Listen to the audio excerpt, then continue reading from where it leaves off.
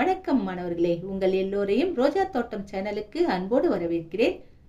மாணவர்களே, நாம பூங்காவில் ஒரு நாள் பாடத்தில் கொடுக்கப்பட்டிருக்கும் புத்தக பயிற்சிகளுக்கான விடைகளை பார்த்து கொண்டு வருகிறோம். அந்த பாடத்தின் தொடர்ச்சியை நாம் இந்த காணொளியில் காணலாம். மாணவர்களே, பாடம் பெருசா இருக்கிறதுனால ஒரே வீடியோல மொத்தமா போட முடியல. அப்படி போட்டா வீடியோ ரொம்ப லென்த்தா போகுது, உங்களுக்கு பார்க்கிறதுக்கு கஷ்டமா இருக்கும். அதனால பகுதி 1, பகுதி 2, பகுதி 3 இந்த மாதிரி சில பாடங்களை பிரிச்சு கொடுக்குறேன். அதனுடைய லிங்க் உங்களுக்கு வேணும்னா ஒவ்வொரு பாடத்துக்குமே டிஸ்கிரிப்ஷன்ல பிளேலிஸ்டோட லிங்க் கொடுத்துருக்கேன். அதுக்குள்ள நீங்க போனீங்கன்னா உங்களுக்கு எல்லா பாடங்களுமே கிடைக்கும். கற்றல் பயணம், செயல் திட்டம், அறிவிப்புகளை உருவாக்கலாம். கொடுக்கப்பட்ட குறிப்புகளை கொண்டு உங்கள் பள்ளிக்கு தேவையான அறிவிப்புகளை எழுதுங்கள். உரிய இடத்தில் காட்சிப்படுத்துங்கள். இங்க பள்ளி வளாகத்தை தூய்மையாக வைப்போம் அப்படி ஒரு அறிவிப்பு இருக்கா? அதுக்கு நேரா என்ன கொடுத்துருக்காங்க? தூய்மையாக வைப்போம், இது மட்டும் கொடுத்துருக்காங்க. அதை வச்சு அவங்க இந்த வாக்கியத்தை உருவாக்கியிருக்காங்க. தூய்மையாக வைப்போம் வச்சு பள்ளி வளாகத்தை தூய்மையாக வைப்போம் இதை உருவாக்கிட்டாங்க. இதே மாதிரி நம்ம பள்ளிக்கு தேவையான அறிவிப்புகளை மட்டும் நாம எழுதினா போதும். அடுத்தது வீணாக்காதீர் இருக்கா? இதுக்கு நாம என்ன எழுதலாம்? குடிநீரை வீணாக்காதீர். இதுவும் நம்ம பள்ளிக்கு தேவையான ஒரு அறிவிப்பு தான். அடுத்தது நிற்கவும் இருக்கு பாருங்க, வரிசையில் நிற்கவும், இந்த அறிவிப்பை எழுதலாம். அடுத்தது படிக்கவும் இருக்கா? பள்ளியில நூலகம் இருக்கும், அங்கெல்லாம் நாம அமைதியா தான் படிக்கணும் இல்லையா? அமைதியாக படிக்கவும், இந்த சொற்றொடர் பொருத்தமா இருக்கும். அடுத்தது தொட்டியில் போடவும், இதற்கான சொற்றொடர் என்ன எழுதலாம்? குப்பைகளை குப்பை தொட்டியில் போடவும். அடுத்தது எழுதாதீர்னு ஒன்று இருக்குல்ல, அதுக்கு நம்ம என்ன எழுதலாம்? சுவர்களில் எழுதாதீர், கண்டதையும் கிறுக்கக்கூடாது. அடுத்தது பாதுகாப்பீர் இப்படி இருக்கா? இதுக்கு நம்ம எதை எழுதலாம்? பள்ளி உடைமைகளை பாதுகாப்பீர். அதுக்கப்புறம் திரும்பி பார்க்கலாம்னு ஒரு பயிற்சி இருக்கு. படம் பார்த்து நண்பரிடம் கதை சொல்லுங்கள். இங்கே படத்தின் மூலமா ஒரு கதை சொல்லியிருக்காங்க. இந்த கதையை நீங்க முதல்ல பாருங்க, புரிஞ்சுக்கோங்க. அதுக்கப்புறம் உங்க நண்பர்கிட்ட சொல்லுங்க. இங்க ஒரு அம்மா தன்னுடைய குழந்தைகளை கடைக்கு கூட்டிட்டு போறாங்க. ஒரு பொம்மை வாங்கி கொடுக்குறாங்க, யானை பொம்மை. அந்த பொம்மையை வச்சுட்டு குழந்தைங்க ஆசையா பார்த்துக்கிட்டு விளையாடிட்டு இருக்காங்க. ஒரு கட்டத்துல அவங்க 2 பேருக்கும் தகராறு வந்துடுச்சு, சண்டை வந்துடுச்சு. நீயா நானான்னு போட்டி போட்டுக்கிட்டு இழுக்கிறாங்க. அப்படி இழுக்கும்போது பொம்மை கீழே விழுந்து 2ஆ உடஞ்சிடுச்சு. அதுக்கப்புறம் என்ன பண்றாங்க? 2 பேருமா சேர்ந்து அதை ஒட்டுறாங்க, ஒட்டி சரி பண்றாங்க. இதுதான் கதை. இந்த கதையை நீங்க உங்க நண்பர்கள் கிட்ட சொல்லுங்க, சரிங்களா? அடுத்தது பெயர்களை படியுங்கள், தொடர்களை நிரப்புங்கள். இங்க என்னென்ன பெயர்கள் தரப்பட்டிருக்கு? மரத்துக்கு மேல கூடு இருக்கு. நீங்க நல்லா கவனிச்சீங்கன்னா அந்த எழுத்துக்கள் உங்களுக்கு புரியும். அதுக்கப்புறம் வானத்துல வானூர்தி இருக்கு. அதுக்கப்புறமா ஒரு சேவல் கொடுத்துருக்காங்க. தண்ணிக்குள்ள வாத்து இருக்கு. அதுக்கப்புறம் அந்த கல்லுக்கு மேல குருவி இருக்கு. புல்தரையில முயல் இருக்கு. இப்போ இந்த பெயர்கள் எல்லாம் நாம படிச்சிட்டோம். இந்த பெயர்களை தொடர்கள்ல கொண்டு போய் நாம நிரப்பணும். முயற்சி செய்யலாமா? வானத்தில் டேஷ், வானத்தில் என்ன இருக்கு? வானூர்தி. அடுத்தது கூவும் டேஷ், கூவும் சேவல். அடுத்தது புல்லின் மீது டேஷ், புல்லின் மீது முயல். மரத்தில் டேஷ், மரத்தில் கூடு. நீந்தும் டேஷ், நீந்தும் வாத்து. கல்லின் மீது டேஷ், கல்லின் மீது குருவி. அடுத்தது உணவு பெயரை கண்டுபிடித்து எழுதுங்கள். பிடித்த உணவை எழுதுங்கள். இங்க பொடி கொடுத்துருக்காங்க, செங்கல் கொடுத்துருக்காங்க. இது 2ஐயும் சேர்க்கும் போது நமக்கு பொங்கல் கிடைக்குது. அதாவது பொடியில போ, அப்புறம் செங்கல்ல அந்த சேவை எடுத்துட்டு போவை போட்டோம்னா நமக்கு கிடைப்பது பொங்கல். இதே மாதிரி அடுத்து இருக்கிற பயிற்சியை செய்யலாமா? தோகை ஆசை. தோகையில தோவை எடுத்துக்கலாம், ஆசையில செய்ய எடுத்துக்கலாம். நமக்கு என்ன கிடைக்கும்? தோசை கிடைக்கும். அடுத்தது பாருங்க, வங்கி கடை. வங்கியில வாவை மட்டும் எடுத்துக்கலாம், கடையில நாம டைய மட்டும் எடுத்துக்கலாம். இப்போ நமக்கு என்ன கிடைச்சது? வடை கிடைத்தது. கீழே என்ன எழுதணும்? எனக்கு பிடித்த உணவுகள். நான் எனக்கு பிடிச்சதை எழுதுறேன். பணியாரம், வடை. உங்களுக்கு எது பிடிக்குமோ அதை நீங்க எடுத்து எழுதலாம். அடுத்தது படத்தை இணைத்து படியுங்கள், வினாவிற்கு விடையளியுங்கள். இங்க ஒரு பத்தி கொடுத்துருக்காங்க, இடையிடையில படம் கொடுத்துருக்காங்க. படத்தை நாம சேர்த்து படிக்கணும். சரிங்களா? மீன்கள் இருந்தா அந்த இடத்துல மீன்கள் அப்படி படிக்கணும் நாம. அதுக்கப்புறம் கீழே கொடுக்கப்பட்டிருக்கிற வினாவிற்கு நாம விடை சொல்லணும். முயற்சி செய்யலாமா? எங்கள் ஊரில் குளம் ஒன்று இருக்கிறது, நாங்கள் அங்கே சென்றோம், மீன்கள் துள்ளி குதித்தன. இங்க ஒரு மீன் இருந்தா மீன் சொல்லியிருக்கலாம், 2 மீன்கள் இருக்கு, அதனால மீன்கள்னு தான் சொல்லணும். மீன்கள் துள்ளி குதித்தன. கொக்கு மீன் பிடிக்க காத்திருந்தது. வண்ணத்து பூச்சிகள் தேன் குடித்துவிட்டு பறந்தன. கரையில் அதிகமான நண்டுகள் விளையாடின. இப்போ கேள்வி என்ன கொடுத்துருக்காங்க? சரியான விடைக்கு டிக் குறியிடுக. குளக்கரையில் பூக்கள் இல்லை, குளக்கரையில் பூக்கள் இருந்தன. குளக்கரையில் பூக்கள் இருந்தன, ஏன்னா பூ இருக்கவே தான் வண்ணத்து பூச்சி தேன் குடிச்சது. பூல தானே தேன் இருக்கும், அதனால அதை நாம டிக் போட்டுக்கலாம். அடுத்தது எதிர்ச்சொல்லை எடுத்து எழுதுக.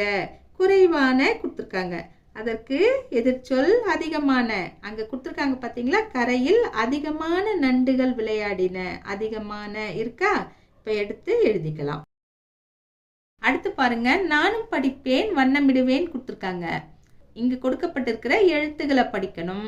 அதுக்கப்புறம் அங்க கொடுக்கப்பட்டிருக்கிற பொம்மைக்கு நீங்க வண்ணம் தீட்டிக்கணும். அதுக்கப்புறம் சொற்களை படிக்கணும். அதுக்கப்புறமா கொடுக்கப்பட்டிருக்கிற நட்சத்திரத்துக்கு நீங்க வண்ணம் தீட்டணும். இதே மாதிரி தான் பட்டம் கொடுத்துருக்காங்க, ஐஸ்கிரீம் கொடுத்துருக்காங்க, ஒவ்வொரு படமா கொடுத்துருக்காங்க. பட்டாம்பூச்சி கொடுத்துருக்காங்க, கார் கொடுத்துருக்காங்க, பலூன் கொடுத்துருக்காங்க. அந்தந்த இடத்துல தந்திருக்கிற சொற்களை படிச்சுட்டு, எழுத்துக்களை படிச்சுட்டு, சொற்றொடர்களை படிச்சுட்டு நீங்க அந்த பொம்மைக்கு வண்ணம் தீட்டிக்கலாம். படிக்காம வண்ணம் தீட்டக்கூடாது, படிச்சு முடிச்சுட்டு தான் வண்ணம் தீட்டணும். சரிங்களா? அடுத்தது நானே செய்வேன், கேட்டு விடை கூறுக. ஒரு பத்தி கொடுத்துருக்காங்க, படிக்கலாமா? எங்கள் வீட்டில் ஒரு பழக்கம் உண்டு, விடுமுறை நாளில் அனைவரும் பிடித்த இடத்திற்கு செல்வோம், திரும்பி வந்ததும் அனுபவங்களை பகிர்ந்து கொள்வோம். அப்படித்தான் இன்றும் நடந்தது. நான் சென்ற நேரம் அனைவருமே அமைதியாக படிக்க தொடங்கியிருந்தனர். நானும் ஒரு புத்தகம் எடுத்து படித்தேன் என்றார் தாத்தா. அம்மா தன் தோழி வீட்டில் அனைவரும் நலமாக இருக்கிறார்கள், நமது நலம் பற்றியும் கேட்டார்கள் என்று தெரிவித்தார். இன்று எப்போதும் இல்லாத அளவிற்கு பல கடைகள் இருந்தன, ஆனால் நான் காய்கறிகள் பழங்களை மட்டுமே வாங்கினேன் என்றார் அப்பா. பாட்டியுடன் சென்ற நானும் அண்ணனும் அலைகளோடு விளையாடியதை சொல்லி மகிழ்ந்தோம். இப்ப எல்லாரும் எங்கெங்க போனாங்கங்கிறத சொல்லிட்டாங்க. நம்ம கிட்ட என்ன கேட்டிருக்காங்க? எங்கள் வீட்டில் உள்ளவர்கள் எத்தனை பேர், நாங்கள் சென்ற இடங்கள் எவை? எத்தனை பேர் அவங்க வீட்டில் இருக்காங்க? 6 பேர். எப்படின்னா தாத்தா, பாட்டி, அப்பா, அம்மா, நான் சொல்லப்படுகிற இந்த நிகழ்வை சொல்ற அந்த சிறுவனோ சிறுமியோ, அதுக்கப்புறம் அண்ணன், மொத்தம் சேர்த்தா 6 பேர். இவங்க சென்ற இடங்கள் எது எது? தாத்தா நூலகத்திற்கு சென்று வந்துள்ளார், அம்மா தோழி வீட்டிற்கு சென்று வந்துள்ளார், அப்பா சந்தைக்கு சென்று வந்துள்ளார், பாட்டி, அண்ணன், நான் 3 பேரும் கடற்கரைக்கு சென்று வந்துள்ளோம். சரிங்களா? அடுத்தது படித்து காட்டுக. கடை, மழை, கதை, ஆமை, பொறி. பரிசு, வயல், வண்டி, காற்று, பூங்கா. போட்டி, சாமந்தி, காற்றாடி, வண்ணம், பூக்குடை. பழங்கள், அறிவிப்பு, சிரித்தால், ஓட்டினால், ஆண்டு விழா. குதித்தால், பேசுகிறாய், மிதிவண்டி, மகிழ்ந்தால், வண்ணமயில். நீங்களும் இது மாதிரி படிக்க பழகுங்க. அடுத்து பாருங்க, பத்தியை படித்து விடையளிக்க. இங்க ஒரு படம் கொடுத்துருக்காங்க, அந்த படத்தை பார்த்துக்கோங்க, இந்த பத்தியையும் படிங்க. அதுக்கப்புறம் கீழே கேட்கப்பட்டிருக்கிற கேள்விக்கு விடையளிக்கலாம். காட்டில் ஒரு விழா, இந்த மாதம் தலைவராக ஆந்தை பொறுப்பேற்றது, விருந்து நடந்தது, அனைத்தும் உணவை சுவைத்து மகிழ்ந்தன. எறும்பு எதையோ சிந்தித்தது, என்ன சிந்திக்கிறாய் என்றது கிளி, நிறைய உணவு மீதி உள்ளது என்றது எறும்பு. விருந்திற்கு யானை வந்தது, எறும்பு மகிழ்ந்தது. யானை வந்துச்சு, எல்லா உணவையும் யானை சாப்பிட்டுக்கும் இல்லையா, அதனால எறும்புக்கு நிம்மதி. இப்ப வாங்க கீழே கொடுக்கப்பட்டிருக்கிற கேள்விகளை பார்க்கலாம். பத்தியில் உள்ள பறவைகளின் பெயர்களை எடுத்து எழுதுக. எந்தெந்த பறவைகள்லாம் வருது? ஆந்தை இருக்கு, கிளி இருக்கு, எழுதிடலாம். அடுத்தது உணவு வீணாகும் என கவலைப்பட்டது எது? எறும்பு. அடுத்தது விருந்தில் இறுதியாக எது சாப்பிட்டு இருக்கும்? எல்லாம் சாப்பிட்ட பிற்பாடு கடைசியா வந்தது எது? யானை தான் இல்லையா, யானை. சரியான விடையை தேர்ந்தெடுக்க. இந்த காட்டில் ஒருவரே தலைவராக இருப்பார், மாதம் ஒருவர் தலைவராக இருப்பார், தலைவர் என்று யாரும் இல்லை. எது சரியான விடை? மாதம் ஒருவர் தலைவராக இருப்பார். எடுத்த உடனே இருக்கு இல்லையா, இந்த மாதம் தலைவராக ஆந்தை பொறுப்பு ஏற்றது. இதுல இருந்து என்ன தெரியுது? ஒவ்வொரு மாதமும் ஒருவர் தலைவராக இருப்பார்னு தெரியுது. அதனால இரண்டாவதா கொடுக்கப்பட்டிருக்கிறத நாம சரி என்று எழுதலாம். அடுத்தது கடைசி கேள்வி. இந்த நிகழ்வுக்கு ஏற்ற அறிவிப்பு ஒன்றை உருவாக்குக. என்ன அறிவிப்பு கொடுக்கலாம்? இவங்க ஒரு விழா நடத்துறாங்க, அதுக்கு எல்லாரையும் வர வைக்கிற மாதிரி ஒரு அறிவிப்பு கொடுத்துருவோமா?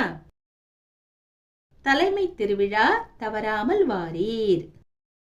அடுத்தது பாருங்க, மகிழ் பக்கம். உங்களுக்கு எல்லாம் பிடித்த பக்கம் வரைந்து வண்ணம் தீட்டலாம். இங்க ஒரு வீடு இருக்கு, வீட்டுக்கு 2 பக்கமும் மரம் இருக்கு, சிறுவன் சிறுமி நிக்கிறாங்க, பப்பி குட்டியும் இருக்கு. இதை அப்படியே எடுத்து நீங்க அழகாக வரையலாம். அடுத்தது கீழே செய்து மகிழலாம் கொடுத்துருக்காங்க பாருங்க. ஐஸ் குச்சியை வச்சு, கலர் பேப்பரை வச்சு, இங்க என்னென்னலாம் செய்திருக்காங்க பாருங்க. தும்பி, கேப் போட்ட ஸ்மைலி, இதெல்லாம் இருக்கு பாருங்க. இதெல்லாமும் நீங்க செய்யலாம். அடுத்தது என்னால் முடியும்னு கொடுத்துருக்காங்க. சில தொடர்களை கொடுத்துருக்காங்க. இந்த தொடர்களை நீங்க படிக்கணும். நண்பர்களோடு போட்டி போட்டு படிக்கணும். படிக்க படிக்க தான் படிக்கும் வேகம் அதிகமாகும். படிக்க படிக்க தான் படித்தல் உங்களுக்கு எளிதாகும். சரிங்களா? என்னென்ன தரப்பட்டிருக்கு?